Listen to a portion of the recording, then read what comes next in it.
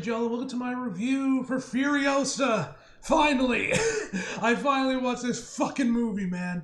This movie literally came out in May, and then I think it came out like during like September-ish, or might be like September-ish. It finally dropped to HBO Max. And literally, I have been meaning to watch this movie for so long, man, but one thing after another kept getting in the way, and of course Alien Romulus was also out. I wanted to watch that one first and review it, and review that one first before getting to Furiosa, man. I meant to get to this movie a lot sooner than I ended up doing it, but hey, we are finally here. I finally watched the film, man, and man, I gotta say, man, first of all, it sucks this movie bombed, man, but then again, everything fucking bombed this year. All the big movies, I think it was like this year and last year, everything fucking bombed. Damn near every major movie, big movie that came out this year, man, blockbuster, all of them bombed. Indiana Jones bombed, this bombed, fucking, what else? Tons of other movies bombed. Deadpool didn't bomb, obviously, and of course, you know, Sonic 3 has been doing really well as well. It's been doing really well as well in the box office. So that's great, and they just cracked $1 billion for the series box office total revenue, which is awesome to see. But yeah, man, anyway, I ain't got no theories on why the movie bombed. Maybe it was because, you know, like, it's like the movie just wasn't marketed well enough or whatever. Whatever the case may be, man, this film was fucking incredible, man. Though, no lie, I will say this right now is like, kind of like the big flaws with this movie. This movie should have been longer. Like, I felt like this movie was a little too short. I know I'm saying that, like, the movie's like almost like 2 hours and 30 minutes. I'm still complaining it's too short, but like, honestly, man, it did kind of feel like the movie, like there was like this movie was originally meant to be like 3 hours, or like a little bit longer, maybe like 2 hours and 40 minutes, and then they had to chop like 20 minutes or so out of the film to get it smaller, man. Because like I said, like, because we'll go a little bit more of this into the review, so. But this movie definitely did feel like it was a little too short, and it should have been a bit longer than it ended up being. But anyway, guys, enough of me rambling. Let's just jump right into the film itself. So these are rated, of course, once again by George Miller, and stars Anya Taylor-Joy, Chris Hemsworth, Tom Burke, I'm not even pronouncing his last name, Charles Ferris, Sean Mills, Ellis Pataki, I don't know how to pronounce her last name, and many more. And the plot of Furiosa is snatched from the green place of the many mothers. Young Furiosa gets caught up in the crossfires of two tyrannical warlords. As the tyrants fight for dominance, Furiosa soon finds herself in a non-stop battle to make her way home. So, first of all, the cast is great, man. Obviously, Anya Taylor-Joy is phenomenal as a young Furiosa, man. She is amazing, man. She does a great job, just like Charlize Theron in Fury Road. She's amazing, man. Then you guys know how much I love Anya, man. Love her work, man. She's one of my favorites. She's probably my favorite actress currently working right now, man. I love her movies, man. She's hot, which is always a plus. She's hot, too. But yeah, but I love her movies, man. Jokes aside, man. She's awesome. I love her work, man, and yeah. Chris Hemsworth, man, dare I say this is the best performance. This is his career best performance ever, man. Like, and I imagine for Chris playing a character like Dementis, I imagine was very liberating for him, because as you guys know, like, you know, he ever since he made his big break with Marvel playing Thor, that's basically, you know, like with the occasion when he gets to do a little bit more of a serious role, like, you know, there was those 2 Netflix movies, those action like military movies he did with that one on Netflix, man. I think that was called Extraction, which I meant to watch. I do mean to watch this movie, man. I think I actually have it on my list of movies to watch for this year, for the 2023 movies list, man. Which, yeah, I'm still on that, but I'm almost there. I'm almost done with them. I'll probably still do a top most anticipated films list this year. I'll probably still do that one before I even finish up those top 10s, because it won't come out. So expect that video coming out soon. I'll probably film that sometime next week. Just because, like, you know, there's a lot of films in this, man. We got Avatar and a bunch of films, so I gotta make that video. So yeah, like, as I was saying, man, playing character as I was saying, like, ever since, you know, he made his big break with Thor, that's always played. He's always played the comedy character. He's always played more very comedic roles. He's always played the hero, man. He never got to really do any serious roles outside, like I mentioned before. Those like he's done a few military movies, man, like Extraction. There was another one, I think it was called like 12 Angry Men, not 12 Angry Men, that was like another movie. But like it was like 12 something where he's in like Iraq on like horses. That's based off a true story. That I did see that movie in theaters. I don't know if I actually reviewed that one. That might have been before I started doing movie reviews for the channel. But that movie as well, man. There's probably a couple other ones that are lesser known movies that I'm not familiar with that he's gotten to do more serious, dramatic roles. But I don't think there's ever really been many movies where he's gotten to play a straight up villain. At least to this extent, that it's like that. It's just like this irredeemable, you know, just completely evil type villains like Dementis is. So And so I imagine for like I said, he probably went for this right as soon as he was offered the role or whatnot, man. He just went right into it because, like I said, he is amazing here, man. Like I said, this is probably his career best performance, man. He is incredible in this film, man.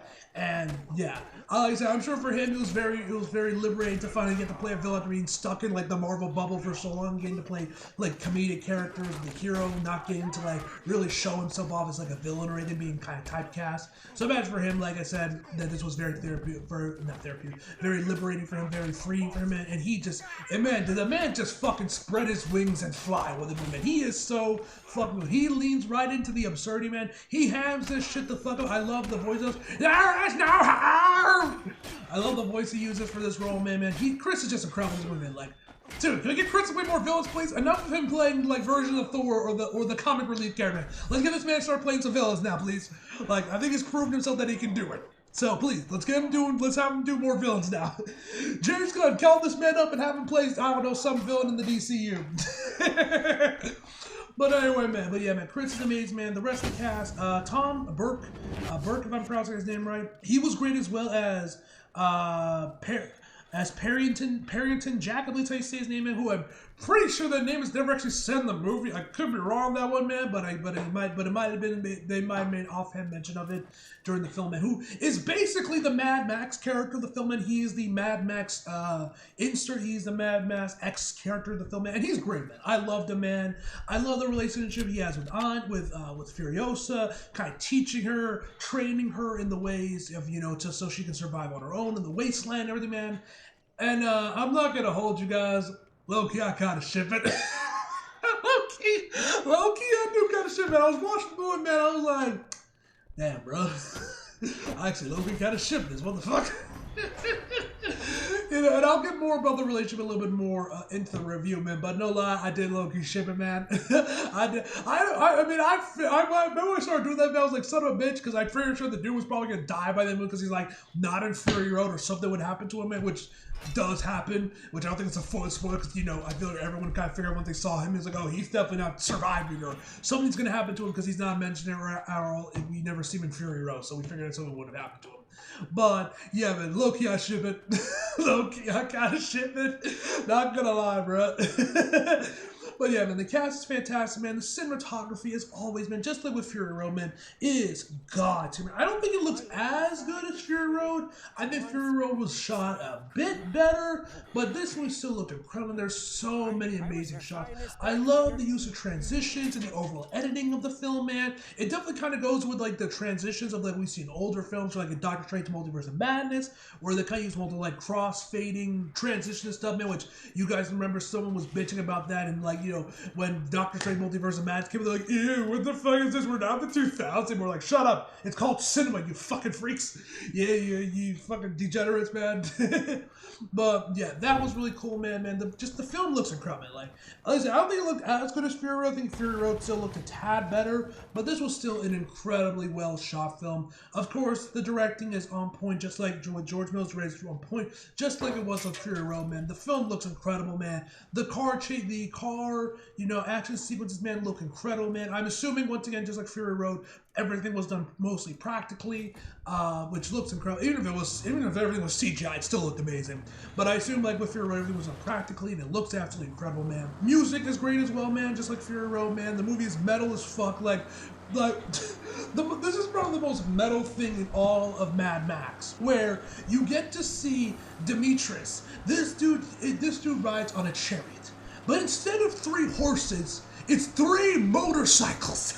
I don't know how you steer this fucking thing. I think the way it happens, you have the whip thing on each of the handlebars on the left and the right ones, man, to help steer it. Well, the middle one just kind of sat there, man, in the middle. But which I'm sure is how he steered, man. But that was probably the most metal thing I've ever seen, man.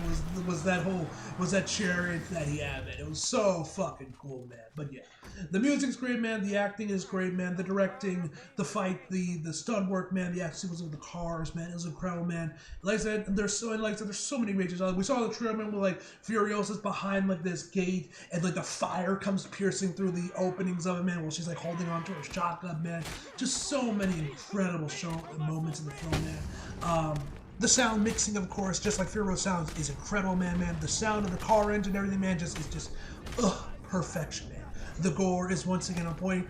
The couple times when you see it, man, like there is this one really nasty kill, man. Like, oh my god, with Demetrius, where he has the guy that is the leader of, I believe it was Gasoline Town, or was it Gasoline Town? I think it's Gasoline Town, where he has him, has him captive, and he has him strung up to this machine that he's like holding back this arrow, or this a spear kind of thing that'll just or like a harpoon or whatnot, man. That'll just go straight through your eye, and he's holding it back so the thing doesn't just so that it doesn't release on its own and kill the dude.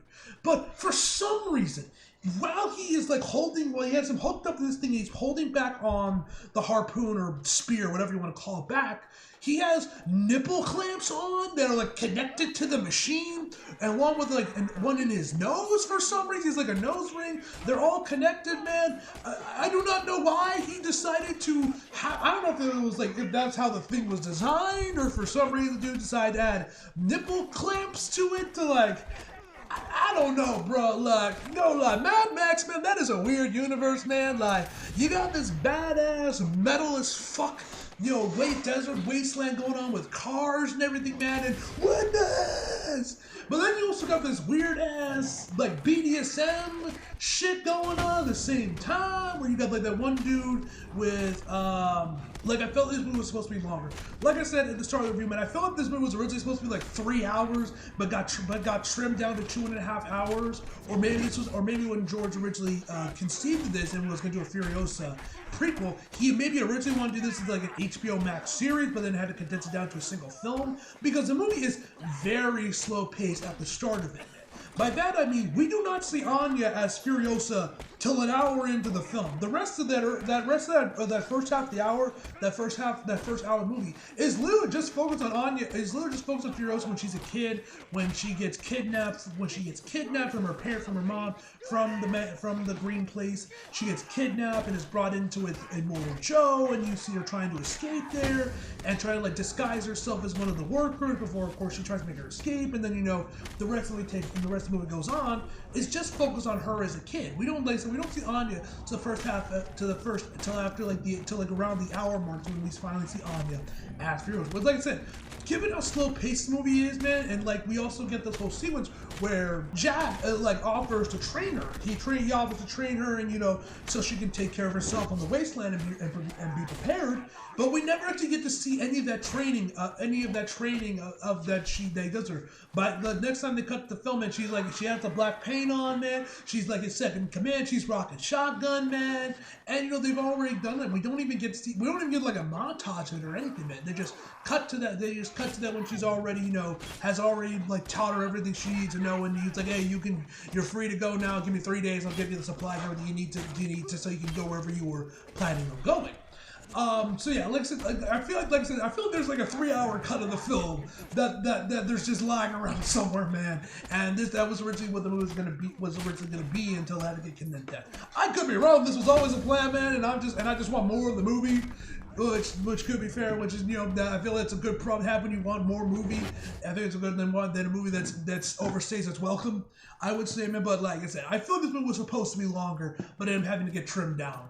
So yeah, and hopefully we do get. And I would love to see a black and white cut of the film, just like Fury Road. I would love to see a black and white version of the movie, man, because I haven't seen chrome and white, or black and chrome, I think is what the black and white version of the film is called. I haven't gotten to see it, man, but just from the little bits we did get to see in Fury Road and some screens, the film looks incredible, man, and I feel this movie will also look incredible in black and white as well. So hopefully we get a black and white version of it. Probably not, because the movie bombed, and nothing has been announced so far, so I doubt we will get one, but that would be cool if we got black and white version, man, and along with a 3-hour extended cut. Because I feel like that was the movie supposed to be 3 hours, and then to get trimmed down, especially with how slow it is at the start of it, man. I feel like this is what George really wanted to take his time with this movie, and really developing Furiosa and spending her time when we got to see her grow before before we see her actually before we see her when she actually becomes Furiosa, and the rest of the movie happens. But yeah, anyway, I've rambled on long enough, man. This is a fantastic film. I also love the movie, like, ends and it goes right, it kind of leads directly into Fury Road, like right to the start of Fury Road, which I was thought was a plus. Now I was kind of like prequels, kind of like directly lead into the movie that they're the prequel of, man. Rogue One did this one as well. And I love during the credits, man, they actually like played clips of Fury Road and like to mess around with the colors where it's like black and white, but there's some colors are prominent, man.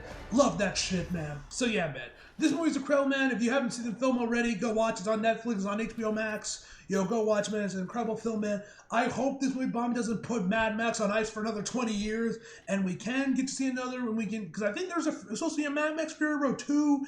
I think that's been confirmed that's going to be coming out sometime. That's in development, man. I don't know if that's going to still be coming out. I would love to see Jack get his own solo movie, because like I said, I thought he was really cool. I would like for him to get his own solo movie. And we can expand more on his relationship with Furiosa. I would like to see that. But yeah, man, I love Mad Max, man. I still been watching the original trilogy, man. I do want to go back and watch those original 3 Mel Gibson films, man. Just haven't gotten the chance to. Yeah, I think all three of them are on HBO Max, so I can watch them whenever. Assuming they don't get taken down and put them back on a server in like 3 months. I don't know why HBO Max does that. But yeah, man, the film is incredible, man. Hopefully we still keep getting more Mad Max. We get Fury Road 2 or whatever is next in the Mad Max lineup, man, because this universe is so fucking cool. I love Fury Road. I love this movie, and I want to see more Mad Max. Mad Max is fucking awesome. But anyway, guys, overall, my final review for this movie is a 9.5 out of 10, guys, man. Honestly, if we ever do get to see a 3-hour extended cut of this movie, they'll probably get it to a 10. Not gonna lie, man, but anyway, enough of my conspiracy theories. Anyway, hope you guys enjoyed the video. Leave a like if you did, subscribe if you're new. Follow me if you feel like it. Links subscribe below. And as always, come back for more. See you guys next time.